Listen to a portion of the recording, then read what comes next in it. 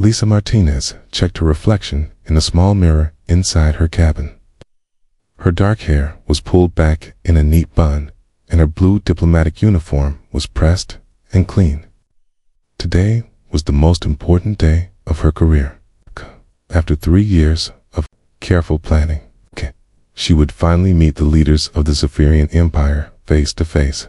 The transport ship shook slightly as it approached Kepler Station. Lisa looked out the small window and saw the alien structure for the first time. It was beautiful and strange. The station was made of some kind of blue crystal that seemed to glow from within. Tall spires twisted up into space, and smaller buildings connected them like a web. Captain Ryan Foster knocked on her door. "Ambassador, we're ready to dock. The security team is prepared." Lisa smiled at him. Ryan was a good man, always worried about her safety. He had short brown hair and kind eyes, but she knew he could be dangerous when he needed to be. "Thank you, Ryan. I know you'll keep us safe." The docking process took 20 minutes. When the doors finally opened, Lisa stepped onto the station with her team of 14 people. The air smelled different here, like metal and something sweet she couldn't identify. The gravity was lighter than Earth's, making each step feel like a small bounce. A group of Zephyrians waited for them in the docking bay. Lisa had studied their species for months, but seeing them in person was still shocking. They were tall, almost 8 feet, with 4 arms that moved independently. Their skin was a pale green color, and their eyes were huge and made up of thousands of tiny parts, like an insect's eyes. When they moved, it was graceful, but alien. The leader stepped forward. Lisa recognized him from the pictures she had studied. This was Vexi, the prime coordinator of the Zephyrian Council. He made a series of clicking sounds and harmonic tones that Lisa had learned meant welcome in their language. Lisa responded in perfect Zephyrian, her voice making the difficult sounds she had practiced for months. "Thank you for receiving us. Honored Vexi, we come in peace and friendship." Vexi's 4 arms moved in what Lisa knew was a gesture of approval. When he spoke in English, his voice was deep and musical. "Ambassador Martinez, your pronunciation is excellent. We are pleased to host Earth's representatives." The humans were escorted through the station's corridors. Everything was smooth and curved, with no sharp edges anywhere. The walls seemed to pulse with soft light, and Lisa could hear music playing that sounded like wind chimes mixed with whale songs. Other Zephyrians they passed stopped to stare at the humans with their compound eyes. Dr. Kevin Park, Lisa's science advisor, whispered to her as they walked, "The technology here is incredible. Those walls aren't just decorative. They're some kind of living computer system." Lisa nodded but kept her focus on Vexi. She had spent 3 years learning about Zephyrian culture, their complex honor codes, and their history. The Zephyrian Empire controlled 12 star systems and had been spacefaring for over 1,000 years. They were proud, intelligent, had never shown interest in other species before humans arrived in their space. The meeting room was a large dome with a transparent ceiling that showed the stars outside. The furniture was designed for Zephyrian, but human chairs had been brought in. Lisa appreciated the gesture. It showed respect. As they sat down, Vexi introduced the other Zephyrians. There was military commander, Sektar, whose posture seemed more aggressive than the others. Economic advisor, Nelthi, who studied the humans with obvious curiosity. And cultural minister, Yithrin, who had been the one to approve these meetings. In the first place, Lisa opened her briefcase and pulled out a small device. When she activated it, a holographic display appeared above the table, showing Earth and its solar system. "We come with an offer of friendship and trade. Humanity has much to share with the Zephyrian Empire." For the next 2 hours, Lisa presented Earth's proposals, joint mining operations in neutral space, cultural exchange programs, shared scientific research. She had crafted each offer carefully, making sure it would benefit both species. The Zephyrians listened with what seemed like genuine interest. Vex High asked thoughtful questions about human technology and society. Nuffy was excited about the trade possibilities. Even Commander Sector appeared to be paying attention, though his body language remained tense. On the second day, the meetings continued in a smaller room. Lisa felt confident. Zephyrians were responding well to her proposals. Dr. Park and economic specialist Nancy White were having detailed discussions with their Zephyrian counterparts about resource sharing and technology exchange. Captain Foster, however, remained worried. He had noticed that some Zephyrians in the station looked at the humans with what seemed like hostility. When he mentioned this to Lisa, she assured him that it was natural for some individuals to be suspicious of aliens. "Remember, Ryan," she said, "we're the first humans they've ever met. Some fear is normal. That's why diplomacy takes time."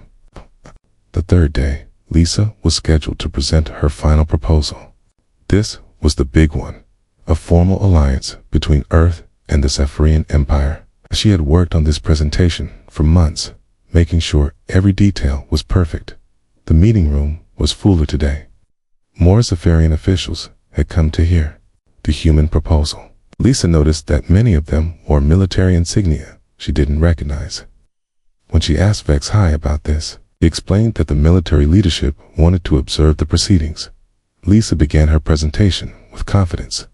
She talked about the benefits of cooperation between their species, the shared goals they could achieve, and the peaceful future they could build together. The holographic displays showed detailed plans for joint colonies, trade routes, and scientific expeditions. What Lisa didn't know was that outside the meeting room, a group of Zephyrian military extremists were finalizing their own plan. They had watched the humans for 3 days and decided that these aliens were a threat to Zephyrian superiority in the galaxy. Commander Zektar had secretly been working with them, feeding them information about human capabilities and weaknesses. The extremists believed that humans were expanding too quickly through space, that their technology was advancing too fast, and that their diplomatic mission was really a scouting operation for an invasion. They were wrong about human intentions, but they had already made their decision. As Lisa finished her presentation and asked for questions, she felt hopeful. The room was quiet, and many of the Zephyrians seemed to be considering her words carefully. Vex High was about to respond when the lights suddenly went out. Emergency lighting came on immediately, bathing everything in red. Lisa heard Captain Foster shouting orders to his security team. The Zephyrians in the room seemed confused and started making rapid clicking sounds to each other. Then the explosions began. The first blast came from somewhere below them, shaking the entire station. Lisa was thrown from her chair as the floor tilted. Through the transparent ceiling, she could see bright flashes of light as more explosions rocked the station. Captain Foster reached her first, his weapon drawn. "Ambassador, we need to get you out of here, now." But it was too late. The extremists had planned this carefully. Plasma charges detonated throughout the diplomatic complex, turning the beautiful crystal structure into a death trap. The explosions were precisely timed in place to ensure maximum destruction. Lisa Martinez, who had spent 3 years of her life trying to build peace between two species, died in the first wave of blasts. Her team of 14 dedicated diplomats and scientists died with her. Their bodies were left in the ruins as a message to Earth. The Zephyrian extremists had made their point. Humans were not welcome in their part of the galaxy. They had no idea what they had just unleashed. President Jack Coleman sat in his office late at night, staring at the report on his desk. The words blurred together as he read them for the 5th time. Ambassador Lisa Martinez was dead. Her entire team was dead. 14 of Earth's best people had been murdered by aliens who claimed to want peace. The secure phone on his desk buzzed. "Sir, Admiral Clark is here with a full briefing. Send her in." Admiral Susan Clark entered the room carrying a tablet and a grim expression. She was a tall woman with gray hair and sharp eyes, that had seen too many battles. Behind her came Secretary of Defense Paul Henderson, a heavy-set man who usually smiled but looked serious tonight. "Mr. President," Admiral Clark began, "we have confirmation from our surveillance satellites. The attack on Kepler Station was planned and executed by Zephyrian military forces. This wasn't terrorism. This was an act of war." Coleman leaned back in his chair. "Show me everything." Admiral Clark activated the holographic display in the center of the room. Images appeared showing the station before and after the attack. The beautiful crystal structure was now a twisted wreck floating in space. Bodies could be seen in the debris. The plasma charges were military grade. She continued. They were placed at specific structural points to ensure maximum destruction. Our people didn't have a chance to escape or defend themselves. Secretary Henderson stepped forward. "Sir, we've also intercepted Zephyrian communications. They're calling this a victory. They're saying humans are weak and cowardly, that we'll run back to Earth with our tails between our legs." Coleman felt his jaw tighten. What about the other Zephyrians? The ones who seemed to support the talks, Vexhai and the moderate faction, had been arrested by their own military. Admiral Clark replied. "The extremists are now in complete control of the Zephyrian government. Plannings to be off limits to all alien contact." The president stood up and walked to the window. Outside Washington, D.C., slept peacefully, unaware that their species had just been thrust into its first interstellar war. "They think we're weak because we came in peace. They think diplomacy means we're afraid to fight," Sir Henderson said. "Carefully, there is something else. Intelligence reports suggest they've been studying our technology during the diplomatic talks. They were gathering information about our ships, our weapons, our capabilities. This whole peace process was a setup from the beginning." Coleman turned around, his face hard. "They used our good faith against us. They murdered our ambassador while she was trying to build a better future for both our species." A knock came at the door, and General Linda Hayes entered.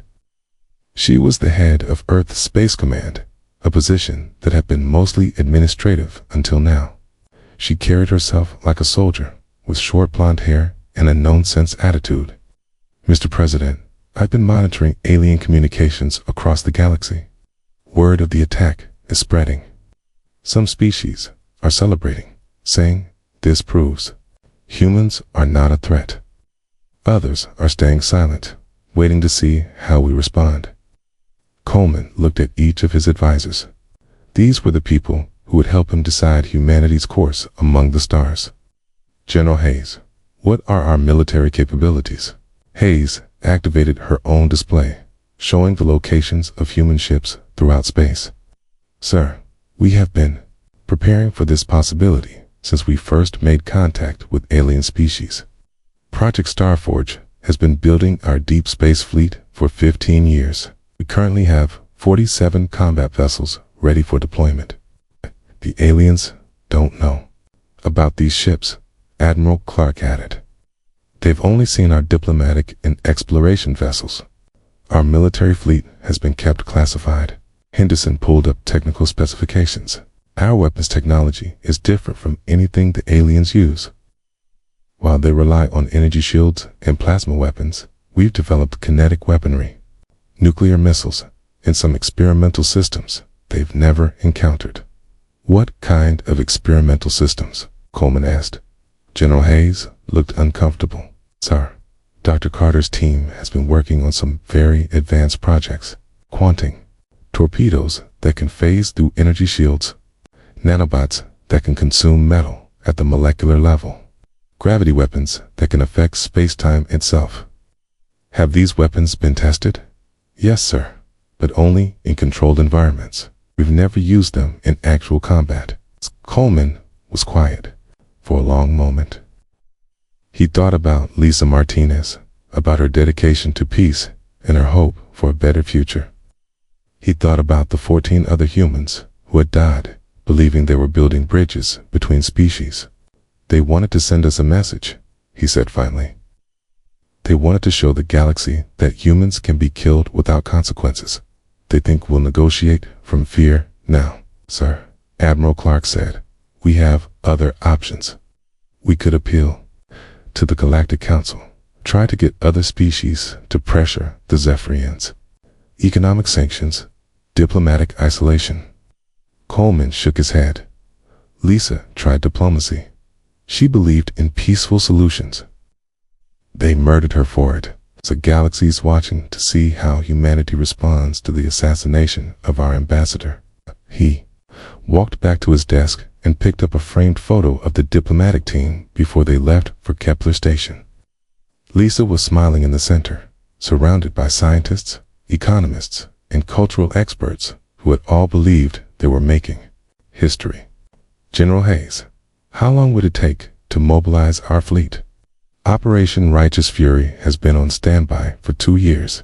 Could have the first wave deployed within 72 hours. And the target, the Zephyrian border system of Axiom Prime, is their primary military installation, heavily defended. Taking it would send a clear message while eliminating their forward command structure. Secretary Henderson shifted uncomfortably. Mr. President, are we talking about declaring war on an entire alien empire? The Zephyrians control 12-star systems. They have millions of citizens.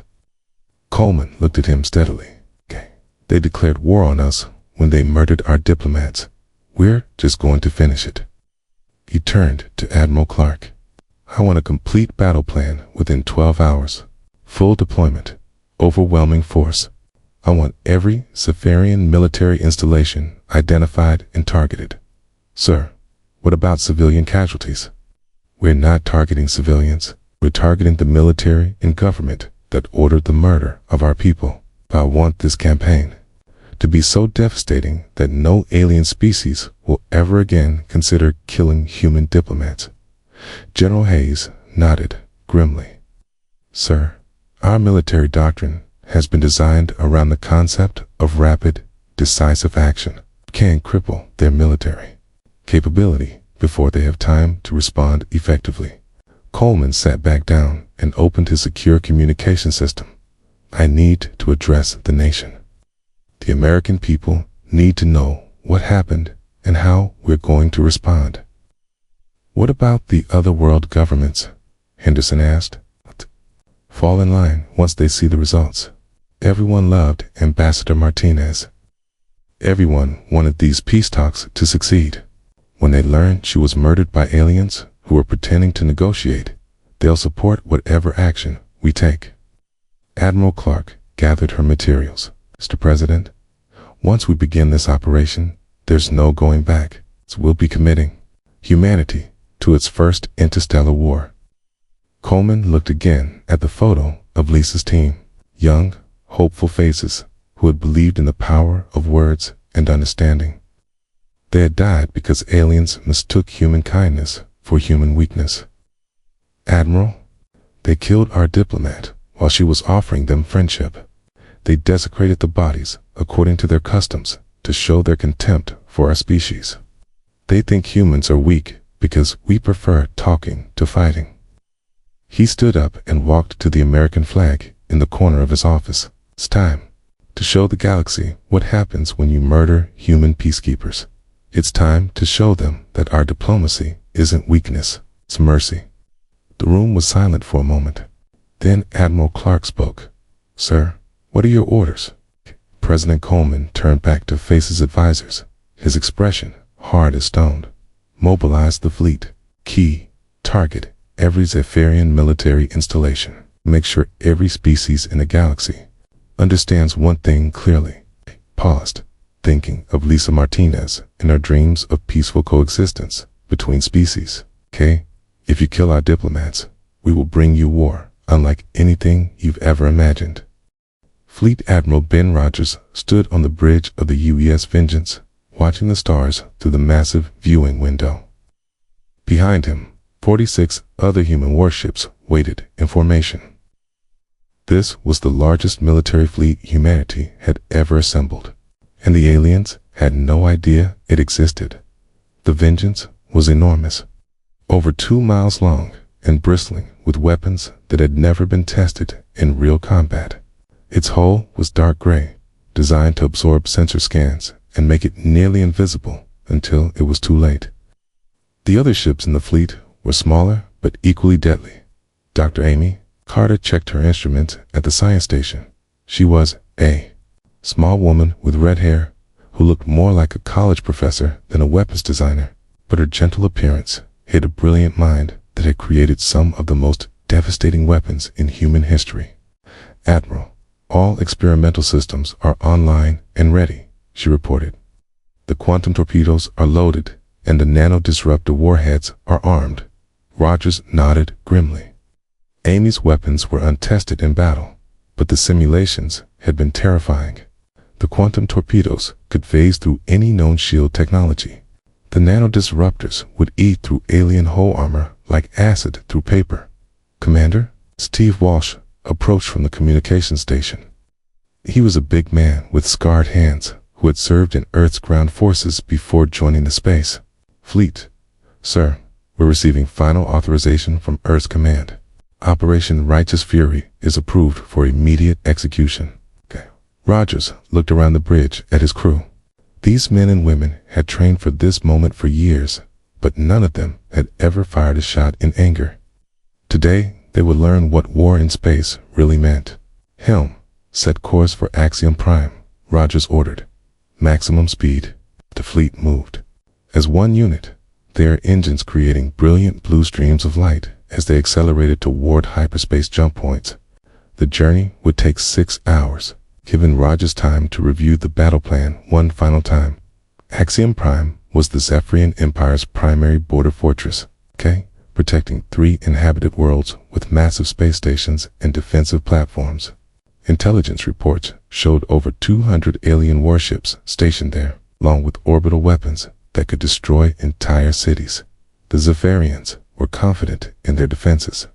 Their plasma weapons had dominated space combat for centuries, and their energy shields could stop any known projectile. They had never faced human military technology. Lieutenant Mike Brown, the tactical officer, pulled up the defensive layout of Axiom Prime on the main screen. "Sir, they have defensive platforms here, here, and here. Their main fleet is positioned in a standard protective formation around the space stations." Rogers studied the display the Zephyrians had arranged. Their forces exactly as human intelligence had predicted. They were fighting the last war, not the one that was coming. "Dr. Carter, explain to the crew what we're bringing to this fight." Amy stood up and addressed the bridge crew. "Our weapons work on completely different principles than anything the aliens use. Their shields are designed to stop energy weapons and known projectiles. KR kinetic missiles accelerate to near light speed and carry nuclear warheads. Their armor is meant to absorb plasma blasts, not to stop metal traveling at 20% of light speed." She activated another display, showing the experimental weapons. Quantum torpedoes exist in multiple dimensions simultaneously. Adele passed through their shields like they're not even there. The nano-disruptors release billions of microscopic machines that consume metal and electronics. One successful hit can destroy an entire ship. The crew listened in stunned silence. They had known their weapons were advanced, but hearing it explained made them realize just how overwhelming their advantage would be. Commander Walsh checked the chronometer. "Sir, we're 30 minutes from the jump point." Rogers opened a fleet-wide communication channel. "Attention all ships. In 30 minutes, we will arrive at Axiom Prime. The aliens who killed our diplomats are waiting for us there. They think humans are weak because we came in peace. They think our diplomacy means we're afraid to fight." He paused, looking at the faces of his crew.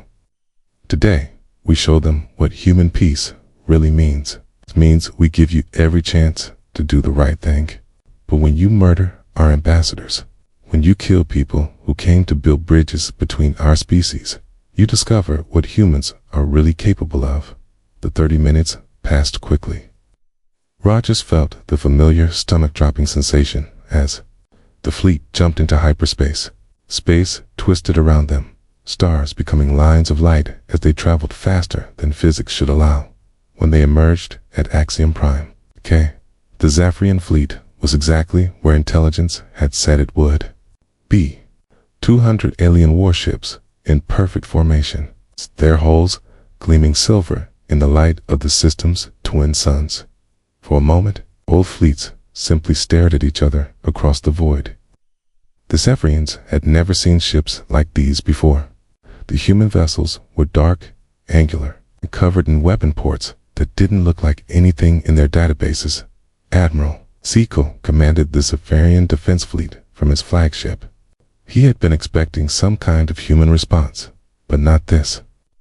The alien ships were larger than anything humans had shown before, and there were so many of them. He opened a communication channel to the human fleet. Unknown human vessels, you are in violation of Zephyrian space. Withdraw immediately, or you will be destroyed. Hashi smiled coldly and opened his own channel. Zico, my name is Admiral Ben Rogers of the United Earth Space Force. We're here because you murdered our ambassador and her diplomatic team. Surrender now, and we'll accept the unconditional surrender of your military forces. Zico's compound eyes showed what humans would recognize as contempt. Humans do not give ultimatums to the Zephyrian Empire. You will leave our space or be annihilated. Rogers closed the channel and turned to his weapons officer. Lieutenant Brown, are all ships ready to fire? Yes, sir. All weapon systems are armed and targeted. Rogers thought about Lisa Martinez, about her hope for peace between species and her belief that understanding could overcome fear. The aliens had murdered her for that hope. Now they would learn the price of killing human. Peacekeepers. All ships. This is Admiral Rogers. You are authorized to engage the enemy. Fire everything. The human fleet opened fire simultaneously. Thousands of kinetic missiles streaked across space, their nuclear warheads glowing like tiny stars. Quantum. Torpedoes phased in and out of normal space, appearing inside Zephyrian ships without warning. Nanodisruptor warheads bloomed like deadly flowers, releasing clouds of microscopic destruction. The Zephyrians tried to return fire, but their plasma weapons couldn't penetrate human shield technology. Their targeting systems couldn't lock onto the quantum torpedoes. Their armor crumpled like paper under the kinetic bombardment. Admiral Zico watched in horror as his flagship's hull began dissolving around him. The nanobots were eating through the metal, consuming everything they touched. His last transmission was a warning to the Zephyrian High Command. The humans, they fight like nothing we've ever seen. They're not primitives. Their transmission cut off as his ship disintegrated. The battle lasted 6 hours, but the outcome was decided in the first 10 minutes when it was over. 200 Zephyrian warships had been reduced to debris. Their orbital platforms were molten metal. Their defensive installations were radioactive craters. Not a single human ship was lost. Most hadn't even been hit. Rogers opened a channel that would broadcast across all Zephyrian space. This is Admiral Rogers of Earth. You killed our diplomat. You murdered 14 people who came in peace. This is what war with humanity looks like. He looked at the destruction surrounding his fleet, the wreckage of an entire alien battle group. We gave you every chance to choose peace. You chose war. Now you'll learn why humans prefer diplomacy. Colonel Jake Morrison crouched behind a piece of twisted metal that had once been part of a Zephyrian defense turret. His Marines were spread out across the alien military academy on Kepler 7, moving through the compound with deadly precision. The powered armor they wore made them look like walking tanks, but they moved with the speed and grace of hunting cats. The Zephyrian Military Academy had been training alien officers for 300 years. Its crystal spires and elegant architecture were designed to inspire awe and respect. Those same spires were crumbling under human orbital bombardment. And the elegant halls echoed with the sound of gunfire. Bravo team, report. Morrison spoke into his helmet microphone. Sector 7 is clear. Colonel, no survivors, came the reply from Sergeant Bill Murphy. These bugs sure don't know how to fight on the ground. Morrison had to agree. Zephyrians were excellent space fighters, but their ground combat tactics were centuries out of date. They relied too heavily on their plasma weapons and energy shields, never learning to adapt when those advantages were taken away. A group of Zephyrian cadets tried to ambush his squad from a side corridor. Their plasma rifles fired bright green bolts that splashed harmlessly off the Marines' armor. Morrison's team responded with kinetic rifles that punched through alien cover like it was made of paper. Target down, reported Private Dan Cole, the youngest member of Morrison's unit. Sir, they're not even trying to take cover properly. It's like they've never fought infantry before. Above them, Captain Helen Price coordinated the orbital bombardment from the UES Retribution. Her ship hung in space like a metal angel of death, its weapons precisely targeting military installations while leaving civilian areas untouched. This wasn't random destruction. This was surgical warfare conducted with professional efficiency. Morrison, this is Retribution. You've got more hostiles moving toward your position from the east. Looks like a full company of their regular army. Morrison smiled grimly inside his helmet. Copy that. Retribution. We'll be ready for them. The Zephyrian company came charging across the Academy's main courtyard, their 4 arms carrying multiple weapons. They moved in formation, clicking and chirping commands to each other in their alien language. They outnumbered Morrison's Marines. 3-2-1. It didn't matter. The Marines had chosen their position carefully, closing the Academy's own architecture against the defenders. When the Zephyrians entered the courtyard, they found themselves in a crossfire from 3 directions. Morrison's kinetic weapons tore through their ranks, while Captain Price's orbital lasers eliminated their heavy weapons. The battle was over. In minutes, the Zephyrian company was wiped out without inflicting a single casualty on the human forces. Meanwhile, across Zephyrian space, the war was spreading rapidly. Earth's fleet had divided into smaller task forces, each one targeting a different military installation. The aliens had never faced an enemy that could coordinate attacks across multiple star systems simultaneously. On the diplomatic front, Director Carl Thompson sat in the Galactic Council chambers, facing representatives from dozens of alien species. The council chamber was a massive sphere with delegates floating in individual pods, each one designed for their species-specific needs. Carl was a thin man with gray hair who had spent 20 years in interstellar diplomacy. Today, he was delivering an ultimatum that would reshape galactic politics forever. Distinguished delegates, he began, his voice carried to every pod by the chamber's translation system. Earth has made its position clear.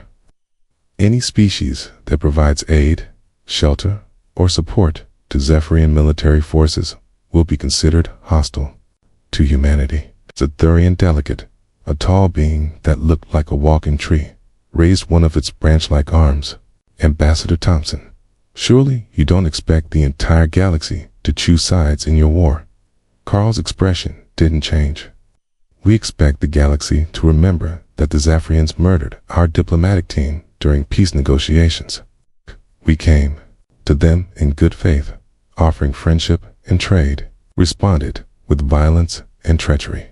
The Aquarian representative, speaking through a water-filled tank, made bubbling sounds that translated as, "The Zephyrian Empire has been a stabilizing force in this sector for centuries. Your demands are unreasonable. Unreasonable." Carl stood up, his voice rising. "Let me tell you what's unreasonable." Ambassador Martinez spent 3 years learning Zephyrian language and customs. She brought them gifts, trade agreements, and offers of cooperation. They murdered her and her entire team, then desecrated the bodies according to their own customs to show their contempt. He activated a holographic display showing the destroyed diplomatic compound. This is what the Zephyrians think of peace. This is how they respond to friendship. Any species that supports this behavior will face the same consequences. Back in Zephyrian space, the war continued to spread. Admiral Rogers had divided his fleet into hunting groups, each one seeking out alien military targets. The Zephyrians tried to rally their forces, but human technology gave them advantages that were impossible to overcome. The Zephyrian High Command met in emergency session on their capital world. Prime military leader Yeton studied the reports streaming in from across their empire. In just 2 weeks, the humans had destroyed or captured 60% of their military installations. How's this possible? Yeton demanded. Our intelligence said the humans were primitives with basic spaceflight capability. Science advisor Nextol S. Forearms moved in gestures of despair. Our intelligence was wrong. The humans had been hiding their true capabilities for decades. Their weapons technology is centuries ahead of ours. Then we must negotiate, suggested political leader Morath. Surely they will accept our surrender if we offer proper compensation. Yeton's compound eyes flickered with anger. The humans have made their demands clear. Unconditional surrender of all military forces. War crime trials for those responsible for the ambassador's death, and massive reparations. They want to dismantle our empire completely. What the Zephyrian leaders didn't understand was that humans had a different concept of proportional response. In human military doctrine, if you kill one diplomat, you face the possibility of total war. The murder of Ambassador Martinez hadn't just been an act of aggression. It had been an act of war against the entire human species. Colonel Morrison's Marines had now taken control of 3 military academies and 2 major weapons manufacturing facilities. Each victory was swift and decisive. The Zephyrians simply couldn't adapt to human tactics fast enough.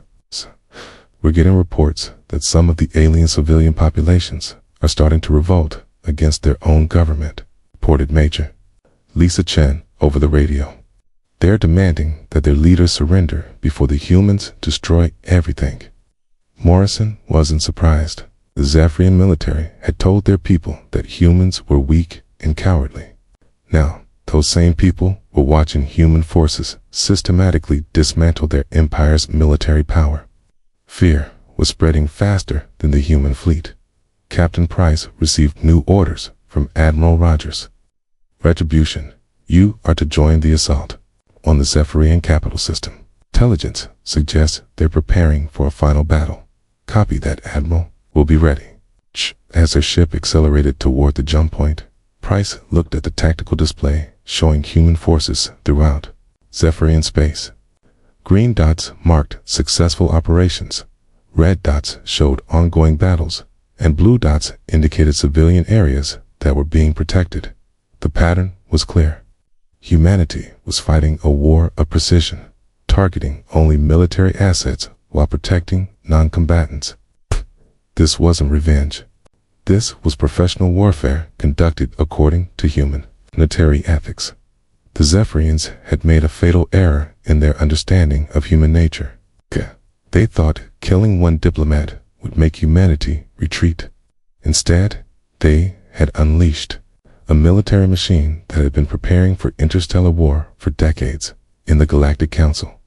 Other species were starting to change their positions. The Thurians announced they would provide no aid to Zephyrian forces. The Aquarians declared their neutrality. One by one, the galaxy was abandoning the Zephyrian Empire. Director Thompson watched the voting displays with satisfaction. The galaxy is learning an important lesson about humanity today. We prefer peace, but we are very, very good at war. The Zephyrian Empire was collapsing, not from external pressure, but from the weight of their own mistakes. They had killed the wrong diplomat, from the wrong species, at the wrong time, and now they were paying the price for their error in judgment. Admiral Ben Rogers stood in what had once been the Zephyrian High Command Center on their capital world. The beautiful crystal walls were cracked and blackened from the bombardment, but the structure still stood.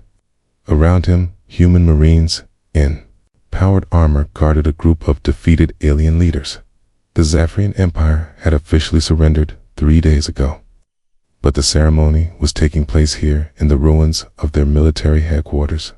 Rogers wanted to make sure the message was clear to every species in the galaxy. Prime Military Leader Yeton knelt before Rogers, his forearms bound behind his back. His compound eyes were dim with defeat, and his once proud military uniform was torn and dirty. Beside him knelt the other members of the War Council who had ordered the murder of Ambassador Martinez.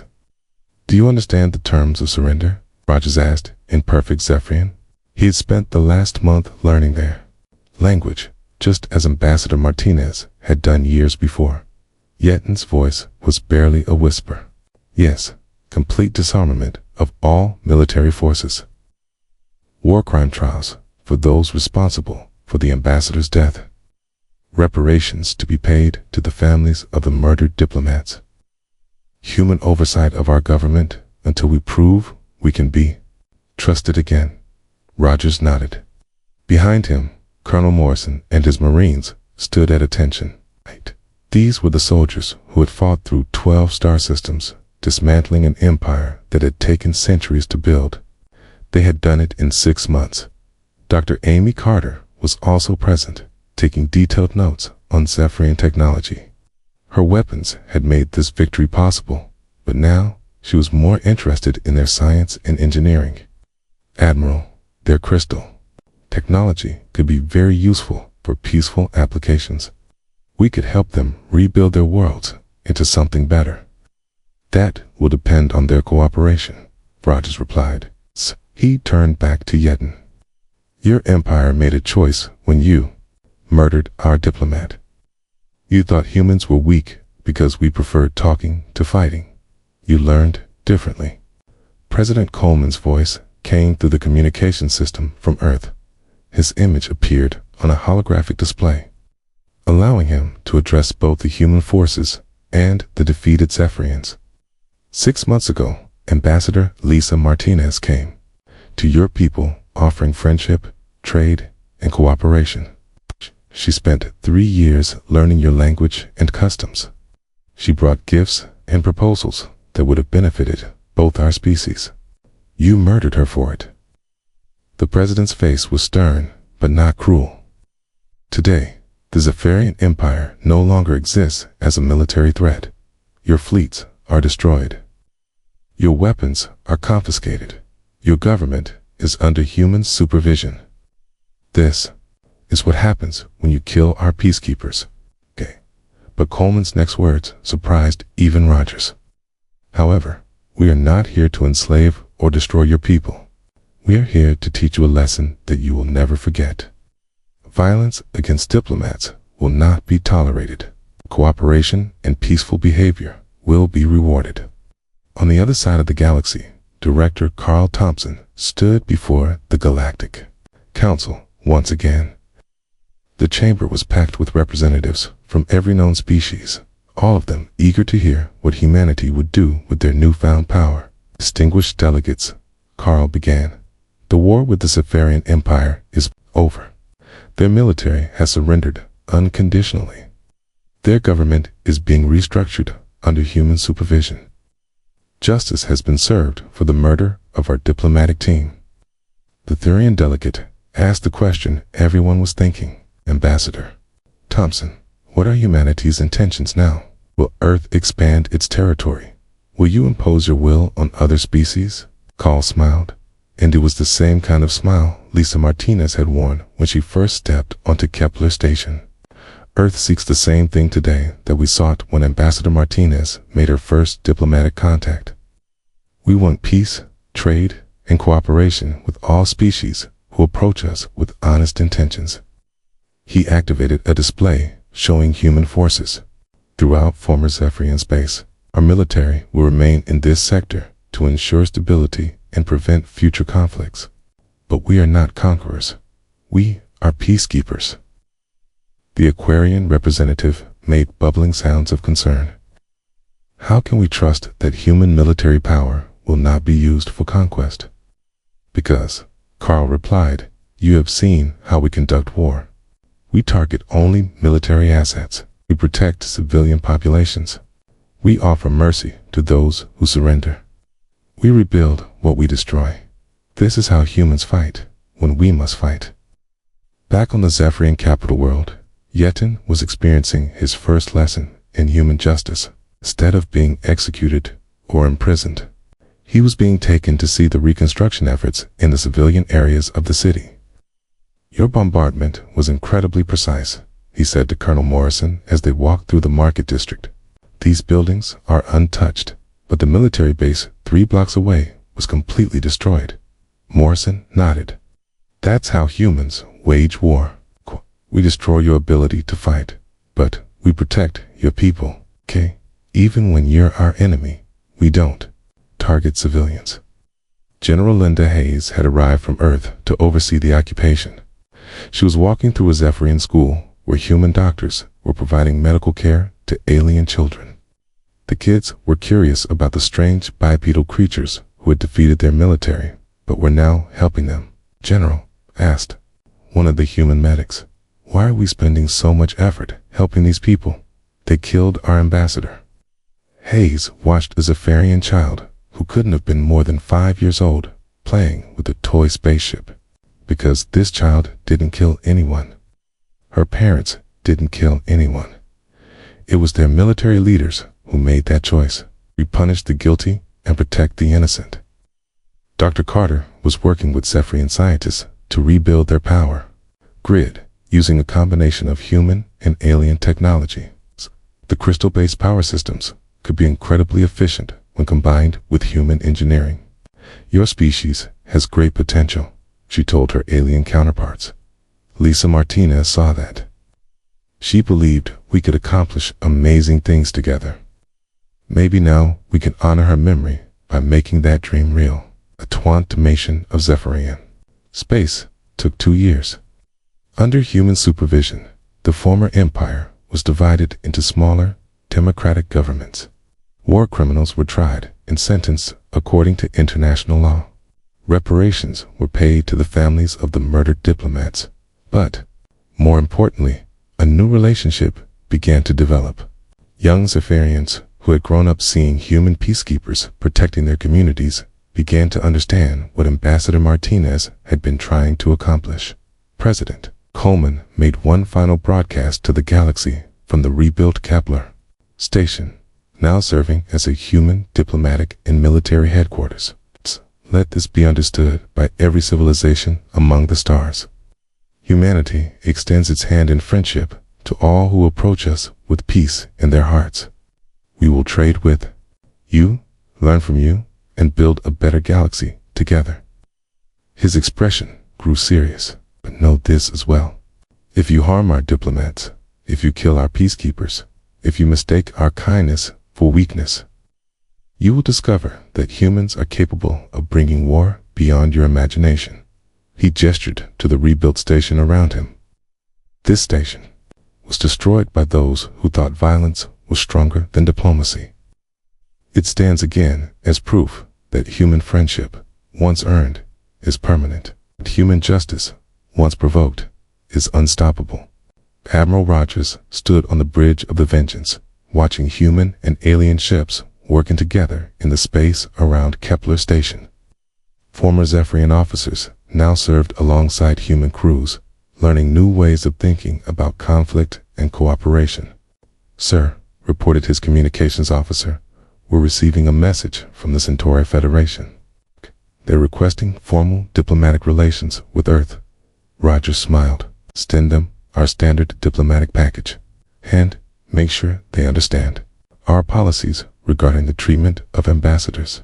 The galaxy had learned its lesson. Humanity preferred peace, but they were very, very good at war. More importantly, they were even better at building something lasting from the aftermath of victory. Ambassador Lisa Martinez's dream of cooperation between species was finally becoming reality.